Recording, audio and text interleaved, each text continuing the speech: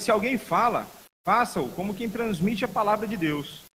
Se alguém serve, faça-o com a força que Deus provê, de forma que em todas as coisas Deus seja glorificado mediante Jesus Cristo, a quem sejam a glória e o poder para todo sempre. Amém. Vamos orar mais uma vez. Pai, tua palavra foi exposta, tua palavra foi lida, Senhor. Ajuda-me, Senhor, nesse momento, na transmissão da tua mensagem. Usa-me, através das minhas fraquezas, Senhor. Que o Santo Espírito trabalhe em nosso coração, que essa mensagem seja aplicada à nossa vida, possamos sair de fato transformados, Pai. Se algumas pessoas têm tido dificuldade em ter uma vida de retidão diante do Senhor, que hoje seja um ponto de mudança. É no nome do teu Filho que nós oramos e agradecemos. Amém. Então nós cantamos aqui pelo menos 2 cânticos hoje, né, que falavam de início e fim. E normalmente a gente canta, mas a gente não pensa, né? O fim está chegando. O fim está próximo. E é um pouco sobre o fim que eu quero falar com vocês hoje. Antes disso, vou dar um breve contexto dessa primeira carta escrita pelo apóstolo Pedro. Essa carta provavelmente foi escrita por volta dos anos 60, depois de Cristo. Isso coloca a igreja em Roma no período de Nero, um período em que havia perseguição contra os servos de Jesus Cristo. Tudo aponta que essa carta foi escrita em Roma, mesmo Pedro estava em Roma, e provavelmente pouco antes da sua execução, como conta a tradição. A carta é dirigida ao povo de Deus que vive espalhado fora da sua pátria, nas regiões do Ponto, da Galácia, Capadócia, Ásia e Bitínia. Esses locais citados acham-se no norte da região da Turquia, né? Só para você ter uma ideia no mapa onde isso estava acontecendo, né? E as regiões apontadas, né? Então eram várias regiões que foram apontadas no início dessa carta, mostram que essa carta era uma carta circular. Ela não era uma carta direcionada a uma única igreja, né? Então ela circulava entre as igrejas naquelas regiões. É muito improvável que esses leitores das cartas tivessem sido evangelizados por Pedro, pois Pedro fala daqueles que vos pregaram o evangelho, né? Sem se identificar. Pedro não se inclui quando ele fala daqueles que pregaram o evangelho. Outra coisa que parece interessante é que provavelmente o público-alvo dessa carta eram gentios. Eram cristãos de origem gentílica. Isso porque Pedro coloca no verso do capítulo 1, verso 18, ele fala assim: as pessoas como foram resgatadas do vosso fútil procedimento que vossos pais vos legaram. Então, provavelmente, Pedro não estava se referindo a judeu, né? Pedro, que é um cristão de origem judaica, jamais teria falado isso a respeito do judaísmo. O próprio Pedro considera, então, que o céu é a morada do povo de Deus. Então nós, enquanto estamos aqui, somos apenas peregrinos. Nós somos passageiros nessa terra. Isso deve ter um espaço na nossa mente. Se nós somos passageiros, se nós somos peregrinos, a gente não deveria se sentir muito confortável aqui nesse lugar. Nós não deveríamos nos sentir tão confortáveis aqui na terra como a gente tem se sentido. Atualmente, né, já caminhando um pouco, já pensando na mensagem, atualmente existe um grupo dentro da igreja que enfatiza a salvação pela graça, isso é uma bênção, isso é bíblico, mas existe uma ênfase tão grande na graça que eles chegam ao ponto de falar: você não fez nada para ser salvo, você não precisa fazer nada agora. Continua vivendo tua vida, sem se preocupar com seus procedimentos, sem se preocupar com que as suas atitudes estejam cumprindo as ordenanças que foram escritas na Bíblia. E se Cristo morreu por todos os pecados, qual é o problema então de continuar pecando? São todos? Não foram só os pecados passados até o dia do encontro que você teve com Ele. Foram todos, inclusive os que você comete depois. Então, se está tudo pago, por que eu vou me preocupar com isso? Isso é uma coisa que tem ecoado dentro da igreja brasileira. Isso é um problema seríssimo, né? A Bíblia nos mostra exatamente o contrário disso. O apóstolo Paulo, em Romanos 6, versos 1 e 2, ele fala assim: que diremos então? Continuaremos no pecado para que a graça aumente ainda mais? De modo nenhum. Como viveremos ainda no pecado, nós que já morremos para ele? Então, de fato, a salvação é pela graça, mas a Bíblia nos mostra que, após nós reconhecermos os nossos pecados, nós reconhecemos o senhorio de Jesus Cristo, a tendência é que a nossa vida, a nossa caminhada, torne-se uma caminhada de santificação. Torne-se uma caminhada de mudança de postura. E não uma vida desregrada. Nós veremos, né, que isso Paulo fala em Romanos 8, 28, verso 29, que nós estamos sendo conformados à imagem de Cristo. Romanos 12, 1 e 2 vai falar da transformação da nossa mente, não se conformar com esse século. A ideia de século aqui é o tempo que nós vivemos. Né? Nós não somos moldados pelo nosso tempo, nós somos moldados pelas Escrituras. A influência nossa dentro do mundo não é o mundo que nos influencia, nós que devemos influenciar o mundo. Diante desses fatos, quero que você fique com uma pergunta. Como deve viver um cristão diante do fim dos tempos? Como deve viver o cristão? Como você deve viver diante dos fins dos tempos? Os versos que nós lemos, eles são a parte final de uma sessão de exortações. Então, Pedro escreve essa carta para a igreja que está sendo perseguida, né? Então, tenha isso na sua mente. Tudo que Pedro está pedindo aqui, que ele está ordenando para pessoas que sofriam perseguição religiosa. Eles viviam numa certa situação de estresse, vamos colocar assim. Então, Pedro vem fazendo várias exortações, vários grupos, de forma específica, maridos, mulheres, tudo mais. E agora, Pedro, ele está dando, nesse trecho, orientações específicas para a família de Deus, para nós, a igreja do Senhor Jesus Cristo. E, essencialmente, essas instruções que Pedro passa aqui nesse trecho, nós podemos defini-las como uma ética escatológica. Não, esse escatológico, esse nome é muito feio, né? Mas escatológico, sempre que você ouvir alguma coisa com escatos, tem a ver com o fim dos tempos, né? Então, escatologia é o estudo das coisas futuras.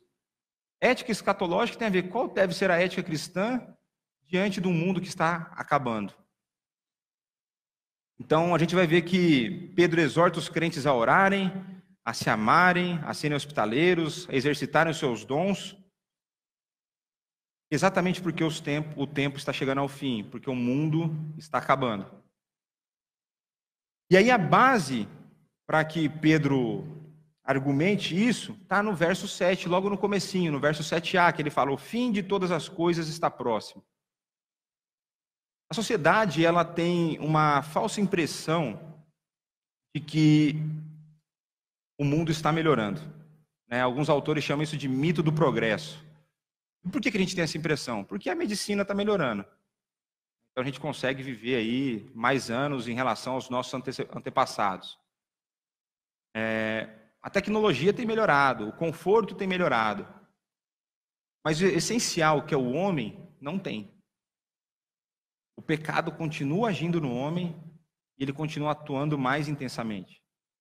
Nós vamos ter diversos exemplos disso: a violência aumentando, a perversidade sexual se alastrando. Nós temos muitas coisas acontecendo, só que nós estamos meio anestesiados. Talvez quando a gente pense nisso, a gente ligue o Netflix e a gente se associe com uma obra de ficção e acaba se desligando um pouco da realidade. Então, em outras palavras, Pedro está falando que os crentes devem governar suas vidas pela percepção de que o fim do mundo está próximo. Eles devem viver à luz do julgamento de Deus. Deus irá julgar o mundo através de um varão, Jesus Cristo. Nós não podemos nos esquecer disso. Nós seremos, por mais que a nossa salvação esteja garantida. Hoje pela manhã na EBD a gente estava conversando sobre isso. Todas as nossas obras serão julgadas.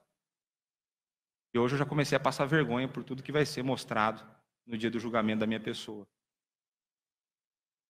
Para Pedro, o povo de Deus e a igreja são a mesma coisa, que devem viver com integridade, amor, santidade, e esperando o retorno de Jesus Cristo. Então, quero tratar com os irmãos hoje o seguinte tema: a igreja diante do fim dos tempos. A igreja diante do fim dos tempos. E o primeiro ponto que eu quero tratar com os irmãos é a sua consciência. A sua consciência, a consciência da igreja diante do fim dos tempos. Isso a gente encontra no verso 7, parte A, onde fala: o fim de todas as coisas está próximo. Pedro associa a exortação do fim de todas as coisas, ou seja, o fim de todas as coisas deve nos levar a um determinado estilo de vida. E esse estilo de vida ele vai descrever logo adiante. Então, o que Pedro está nos ensinando é que a forma como a gente entende o mundo que a gente vive deve nos levar a um estilo de vida, a um determinado estilo de vida. Aí muitos de vocês podem estar pensando, eu já pensei isso, né? Pedro errou na previsão, né? O fim de todas as coisas está próximo, já tem uns 2000 anos que ele escreveu isso e ele não acertou. 2000 anos, para a gente, parece muita coisa, né? Se for um dia de sofrimento já é muito, imagina 2000 anos. O que eu gosto de pensar quando a gente fala em fim dos tempos estarem próximos. É comparar a nossa vida, comparar o tempo da nossa existência, o tempo da existência do nosso planeta, diante da eternidade. Diante da eternidade, tudo é um instante. Seja 1 ano, 2 anos, 1000 anos, 10.000 anos. Tudo não passa de um instante diante da eternidade. E o mesmo vai se aplicar à nossa vida. Se nós pensarmos na nossa vida é breve. São 70 anos. Eu quero durar isso aí. Já falei com Deus. Quem me conhece mais de perto sabe que eu sou doido para morrer, mas não vou me matar. Amo minha vida que Deus me deu, mas eu quero que Ele me leve logo. Parar de sofrer com esse negócio aqui. Quero estar com Jesus logo. Isso é uma outra percepção que a igreja tem errado, né? A gente tem amado muito mais o conforto aqui do que tem tido vontade de estar com Jesus. Quando a gente começa a compreender a magnitude do que é estar nos céus, junto com Jesus, está ali, né, o nosso corpo glorificado, livre do pecado. Aquele pecado que você luta, você tem raiva e você não vence, está livre dele. Olha que coisa maravilhosa. Então, eu sempre digo que para o crente, a morte é o melhor início. Ela não é um fim. A morte para o crente ela é o melhor início. Então, também Tiago no capítulo 4, verso 14, também nos dá uma luz sobre a brevidade da nossa vida. Ele fala que a nossa vida é como uma neblina. Que de uma hora para outra ela se dissipa, ela vai, ela acaba. A gente nunca sabe quando nós morreremos, né? Hoje pode ser o último culto que você está prestando a Deus. Não costuma pensar isso, né? Mas pode ser a última vez que você vê aqui na igreja de Veleiros, né? Partir para a glória. Mas vamos lá. Eu quero tratar para vocês aqui uma parte um pouco teórica, mas que vai nos ajudar a entender o fim dos tempos. Existem basicamente 3 linhas principais acerca da volta de Jesus Cristo. Quem aqui já leu ou assistiu a obra Deixados para Trás? Não precisa ter vergonha não, ergue a mão. Então tá. Como ficção, isso é uma obra maravilhosa. Como teologia, ela é desastrosa. Como teologia, ela não representa nada do que está escrito na Bíblia. Então, a visão do Deixados para Trás, é um nome chato, mas é pré-milenista dispensacionalista. E o que, de forma geral, o pré-milenista acredita? O pré-milenista ele crê em um reino terrestre de Cristo, que é estabelecido na sua segunda vinda. Então a ideia é que Jesus vai voltar e vai reinar aqui, fisicamente, durante 1000 anos. Mais ou menos essa é a ideia do pré-milenista. E aí tem uma outra linha chamada pós-milenismo. Então todos esses nomes, pré-milenismo, pós-milenismo e amilenismo, está relacionado com o Apocalipse 20, quando ele fala do milênio, dos 1000 anos. O pós-milenista e o pré-milenista, o que eles têm em comum? Eles têm em comum aqui que haverá um período em que a vontade de Deus é feita na terra, período este em que o reino de Cristo é uma realidade entre os homens. Este reino significa que haverá perfeita paz, retidão e justiça entre os homens. Eles pensam isso, eles pensam que Jesus virá aqui fisicamente, reinará, e durante esse governo dele será tudo perfeito. Haverá um governo de Cristo aqui na terra. E aí, lá no filme vocês viram, né? O pessoal é abduzido, tem repescagem, né? O cara que não é crente tem direito a virar crente depois. É um negócio que não condiz muito. Não condiz não, né? Muito não condiz nada com o que está nas Escrituras, né? O fato essencial, então, é que o reino será na terra e que Jesus Cristo estará fisicamente presente. O pós-milenismo, ele se fundamenta na convicção de que a pregação do evangelho terá tanto êxito que o mundo se converterá. Então, os crentes vão tomar vergonha na cara, vão começar a evangelizar e todo mundo vai se converter. Vai ser um avivamento mundial. Mundial.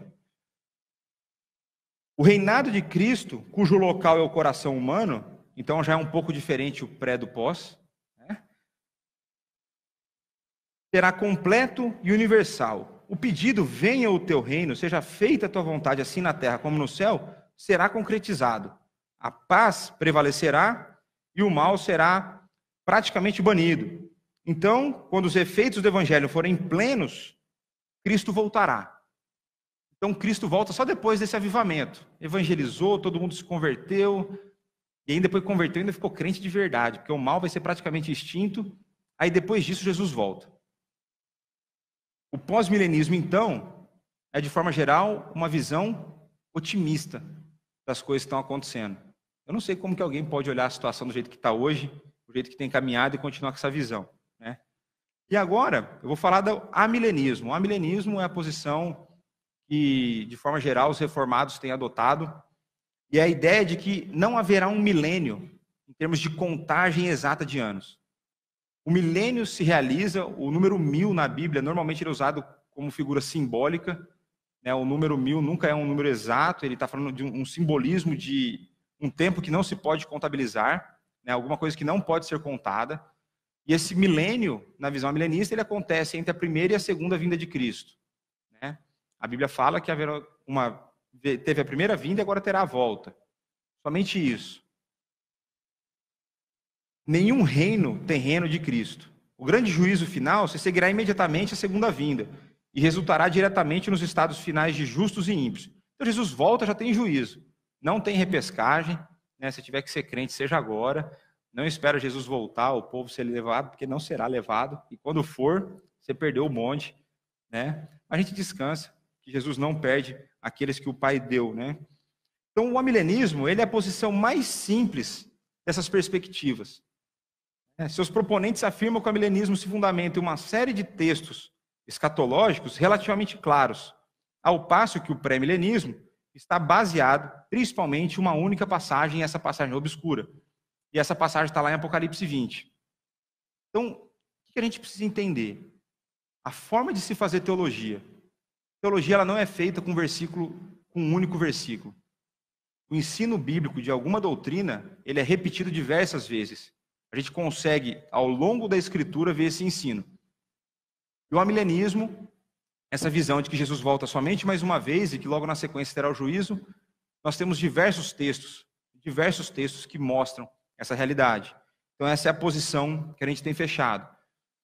Então o que a gente precisa entender? Se eu sei, e aí estou falando que você sabe, que Jesus volta somente uma vez, e ele voltará, isso é fato.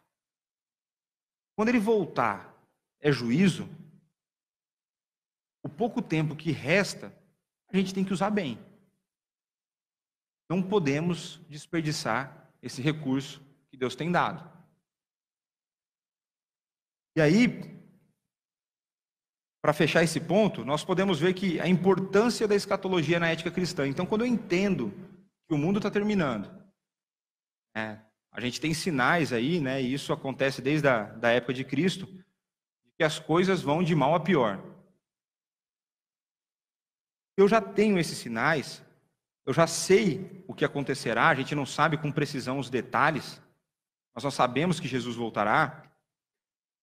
Isso precisa, de alguma forma, moldar a minha vida.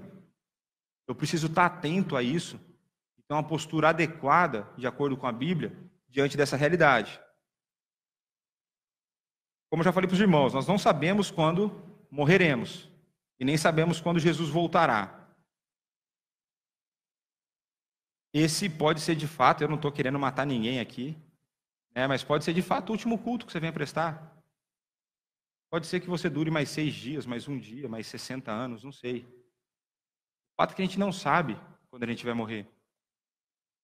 Eu não sei se eu, quando não era crente, eu pensava assim: se eu soubesse que eu tenho mais 1 semana de vida, o que eu faria nessa 1 semana, né? E era só coisa ruim, né? Lá, o Richard Jahill ali deve ter pensado isso quando ele era mais novo. Se você soubesse que você tem 1 semana de vida, o que você faria nessa 1 semana? Normalmente assim, eu falaria tudo que eu penso para fulano de tal, eu ia me acertar com Beltrano, eu ia não sei o quê. Os jovens iam pensar assim, vou aproveitar as meninas. Vai tomar vergonha na cara vocês todos. Entendeu? Vai ser crente na última semana que você tem de vida. E como você não sabe quanto tempo você vai ter de vida, sempre pense, esse é o dia que Deus me deu, e nesse dia eu tenho que ser crente. Então, tem um exemplo que eu gosto muito, eu já comentei aqui na classe DBD, do Aralan Popov.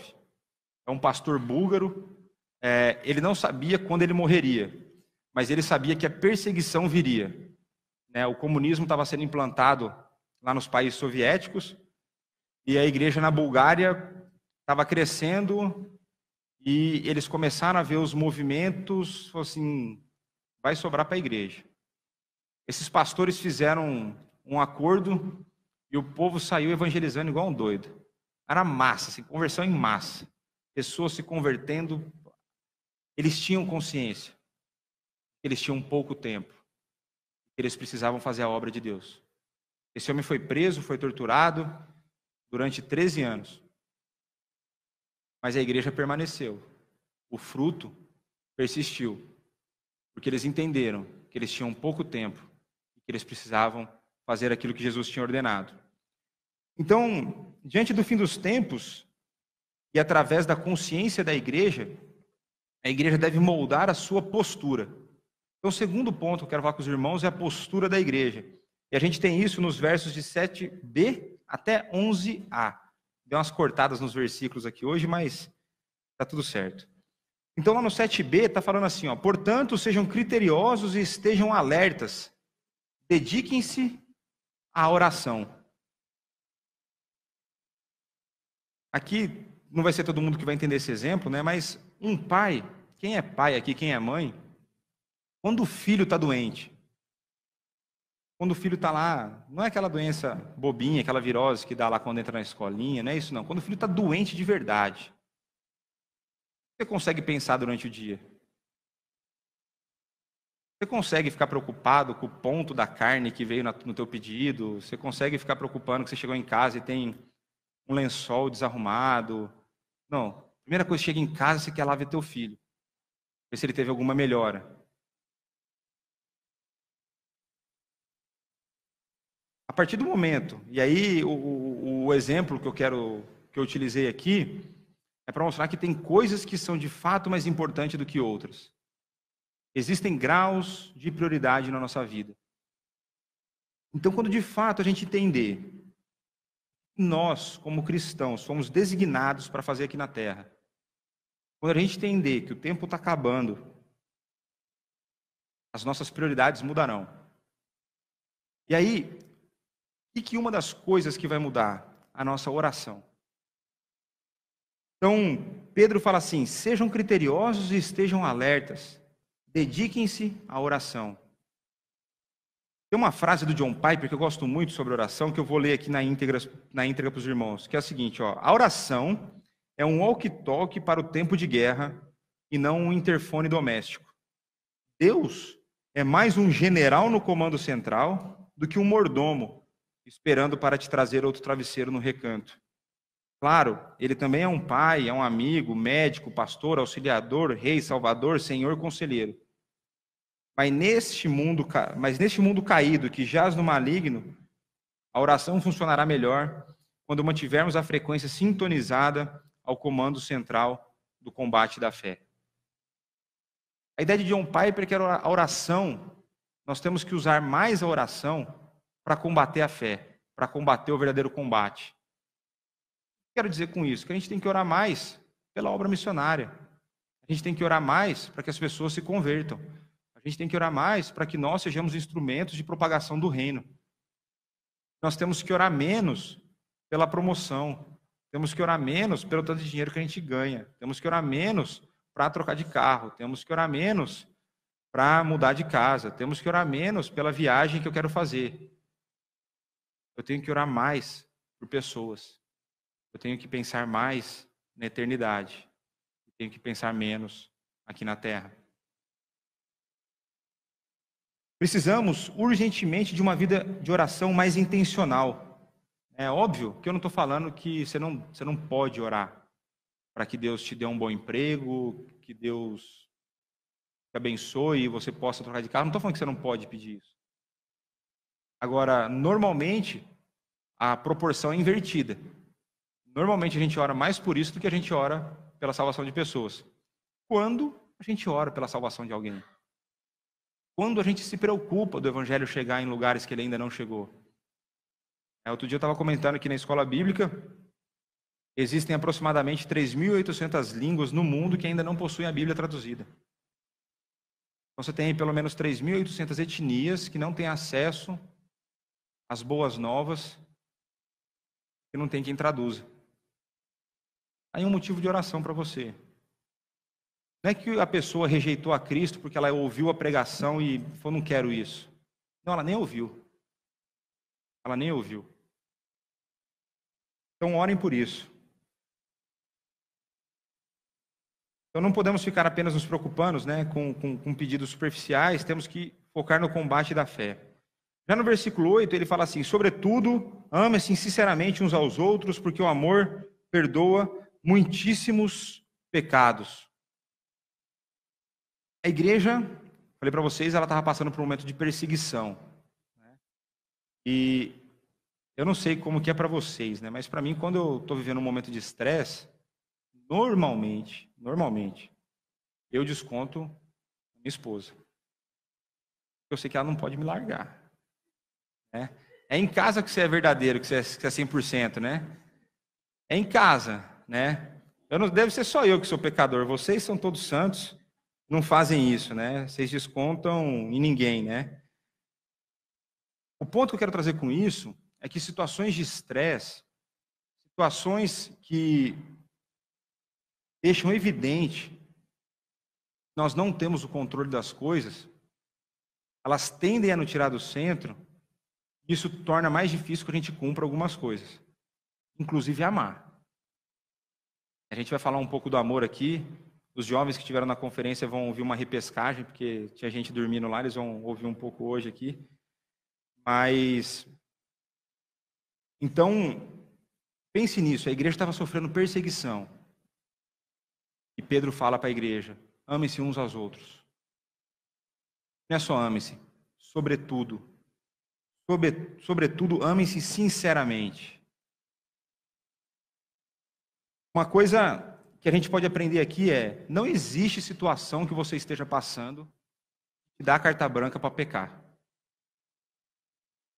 Não existe. Por maior que seja a dificuldade, você tem sempre a opção de não pecar, você tem sempre a opção de fazer a escolha certa. Nunca use a desculpa para pecar.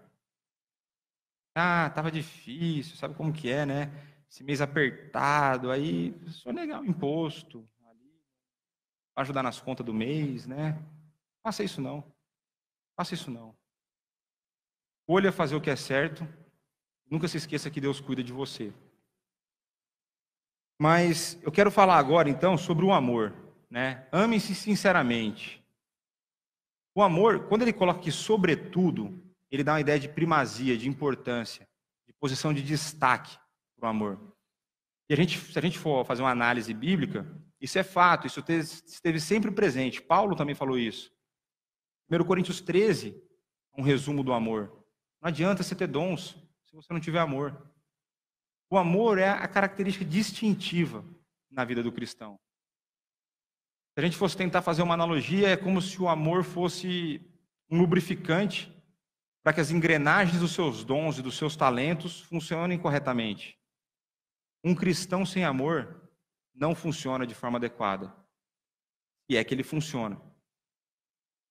Mas, o que eu quero tratar a respeito de amor com vocês? O amor está presente no resumo da lei. Amarás o teu Deus e amarás o próximo. O resumo da lei, de tudo que a gente tem que fazer, está no amor. Se eu amar a Deus, eu não cometo os 4 primeiros, não quebro os 4 primeiros mandamentos. Se eu amar o próximo, eu não cometo os outros 6.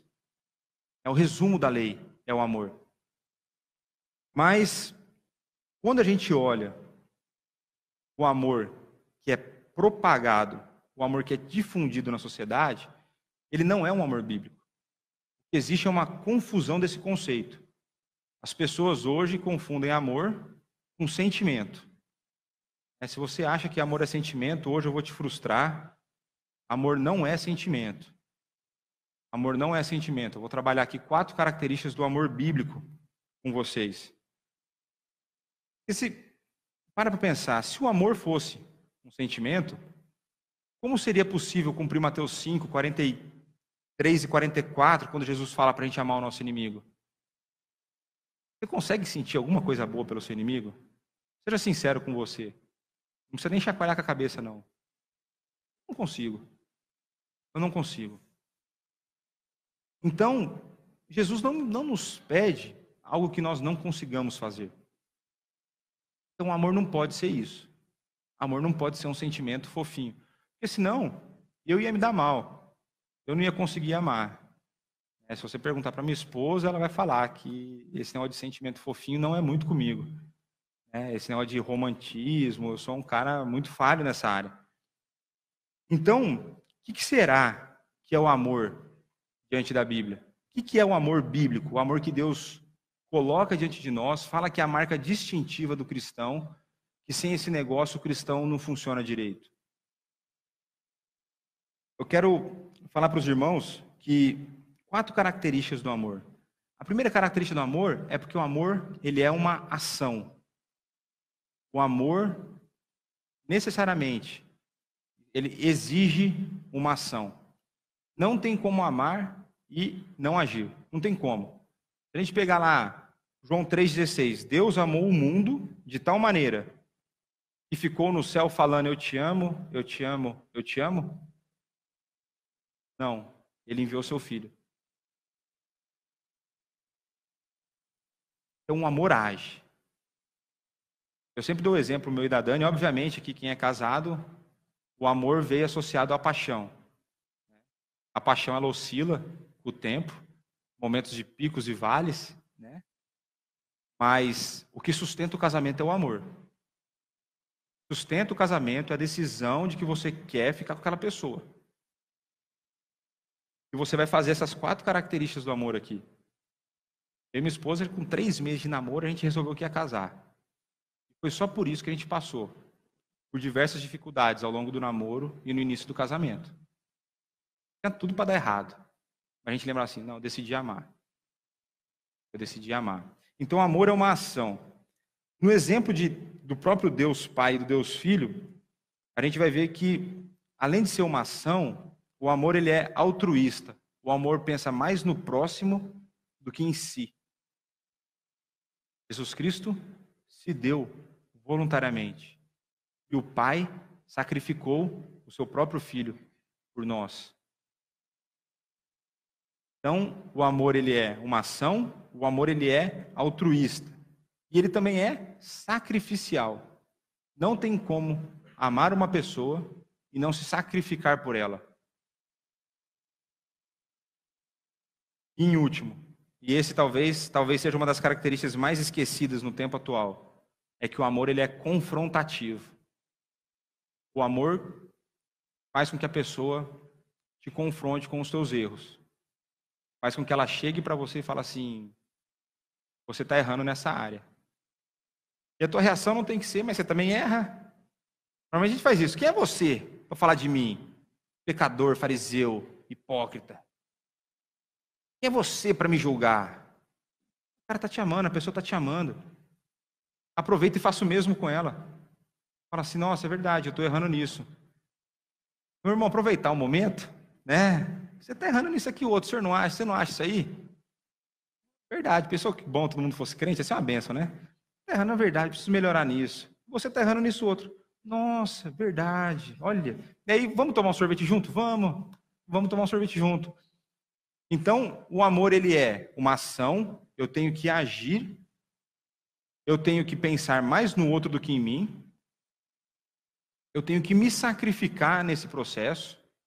O amor custa, é caro, não é fácil você dar do seu tempo, dar da sua disposição. Também o amor confronta. Por quê? Porque o amor deseja o melhor para o outro. Não tem nada melhor do que você desejar que a pessoa seja mais crente. Ou que aquele que não é crente seja crente. Não tem nada melhor do que isso. Então, o amor aqui tem esses 4 aspectos. E uma outra coisa que ele fala assim, que o amor perdoa muitíssimos pecados. Então a ideia aqui que Pedro está passando é o seguinte, se você ama o seu irmão sinceramente, você vai ser pronto a perdoar a falha deles. E pensa um lugar para ter gente que erra, é a igreja. E aqui não estão os sãos, aqui estão os doentes. Jesus não veio para os bons, veio para os ruins. E eu fico feliz quando eu leio esse versículo, porque eu entendo porque que Deus me chamou. Não são os bons. Então aqui a gente vai ter problema com frequência. Pessoas pecam, as pessoas pensam diferente. Pessoas vão pisar na bola contigo. Mas pensa que você também faz isso com ela. Não se esqueça que você também é um grande pecador. Você também é um grande pecador. Então tá bom. Aí a pergunta que fica, né? Onde que acha para vender esse amor, né? Onde que eu compro? Como que esse negócio brota no meu coração? Porque no meu coração é rapidinho para brotar coisa ruim. Sou de vocês, mas coisa boa é difícil. E aí tem um escritor chamado D.C. Ryle. Ele escreve uma outra citação que eu vou ler aqui na íntegra para os irmãos. O amor da Bíblia nunca será encontrado, exceto num coração preparado pelo Espírito Santo. Ele é uma planta terna e nunca crescerá, exceto num tipo único de solo. Você pode esperar encontrar uvas nos espinhos ou figo nos abrolhos, tanto quanto esperar encontrar amor num coração que não nasceu de novo. O coração no qual o amor cresce é um coração mudado, renovado e transformado pelo Espírito Santo. É participar da natureza divina pela união com Cristo e pela filiação de Deus. E uma das primeiras características desse amor, dessa natureza, é o amor. A gente só vai conseguir amar quando o nosso coração estiver encharcado do Espírito Santo. A gente só vai conseguir amar quando a gente reconhecer que nós não conseguimos com as nossas próprias forças. É somente assim que a gente vai conseguir amar. Vamos para o verso 9. O verso 9 fala, sejam mutuamente hospitaleiros sem reclamação. Esse ponto aqui talvez seja o mais distante da nossa realidade. Hoje em dia, quando você vai fazer uma viagem, você planeja tudo. Vai lá no Booking, Trivago, aquela propaganda chata que fica passando na TV, você pesquisa o hotel, reserva o teu hotel, você chega, você já sabe o dia que você entra, a hora que você entra, a hora que você sai, o teu carro está tudo ali certinho. Não era assim no período bíblico. Boa parte da história dos israelitas, eles foram seminômades. Os caras viviam, parecia mais um camping do que essa estrutura que a gente tem hoje. E viajar nesse período era uma coisa muito perigosa. Se a gente acha perigoso viajar hoje, era muito mais na época. Ainda mais viajar à noite.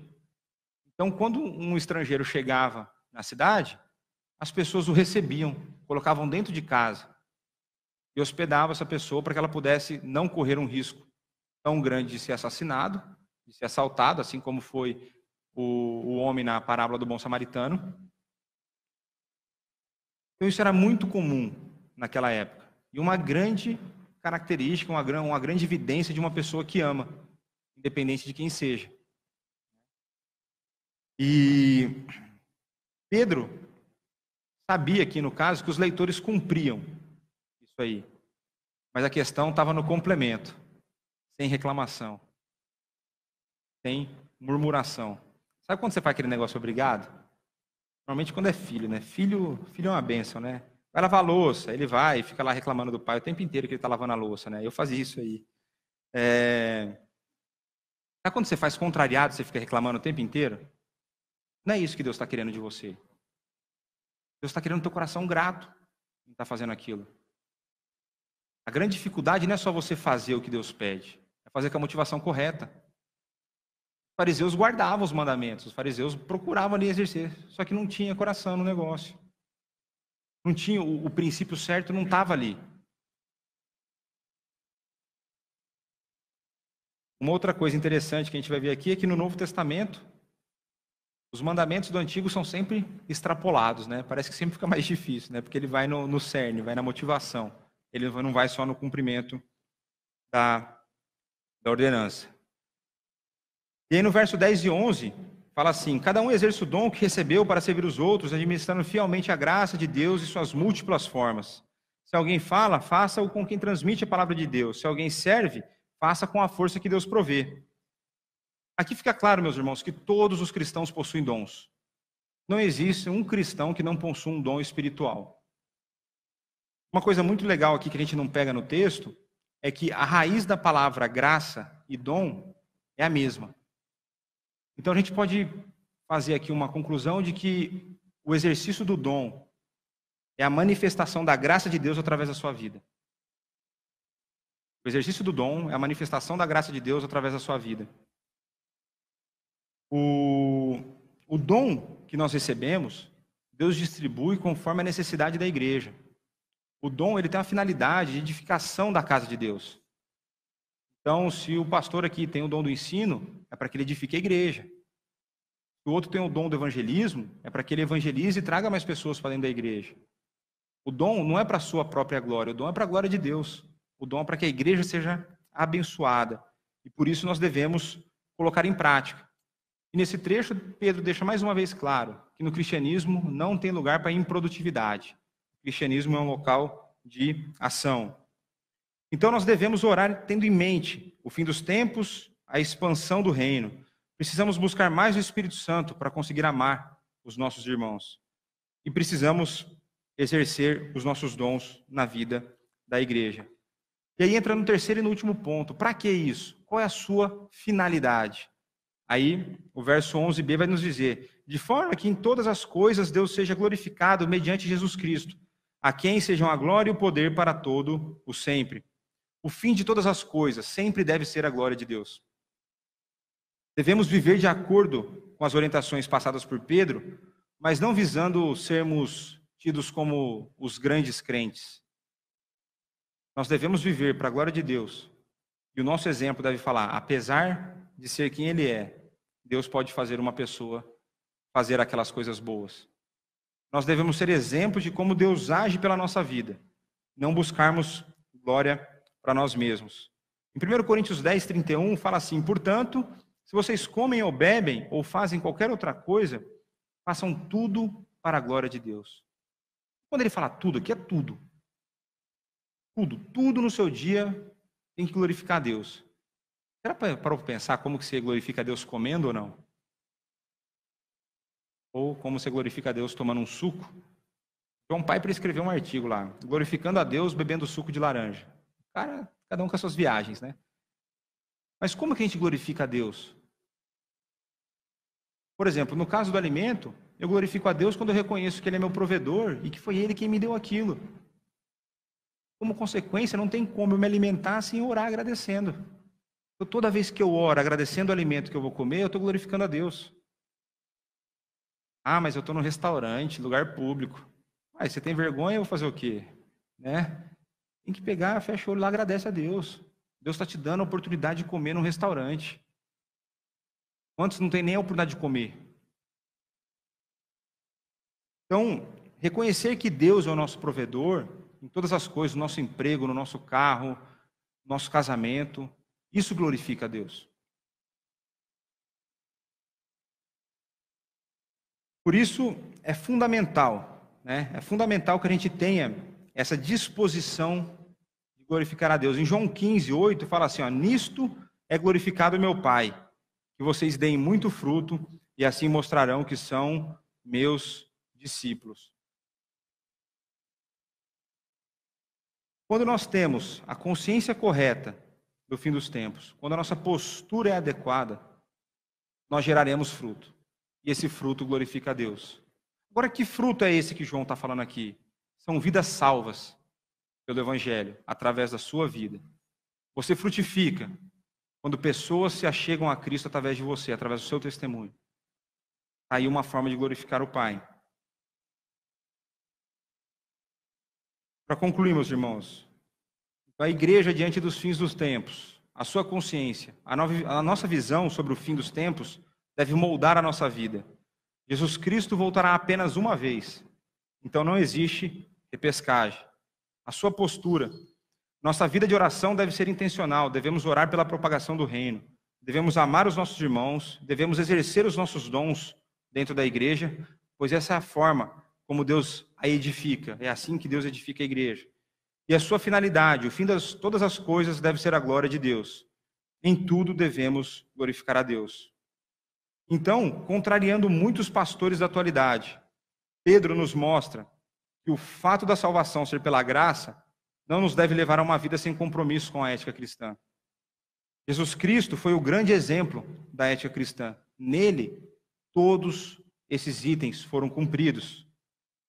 Somente através da sua obra e da descida do Espírito Santo que podemos progredir no processo de santificação. Aqueles que são salvos, de fato, são conduzidos pelo Espírito Santo a viver uma nova vida, e isso contempla uma vida de retidão, santidade diante de Deus. Peça perdão se você não tem buscado essa vida. Peça perdão se você não tem andado em retidão. Hoje pode ser um novo início na sua caminhada. Clame a Deus para que o Espírito Santo mude, renove e transforme seu coração. Ame seus irmãos, ajude-os nas dificuldades deles, se sacrifique para ajudar os irmãos. E essa o pastor vai gostar.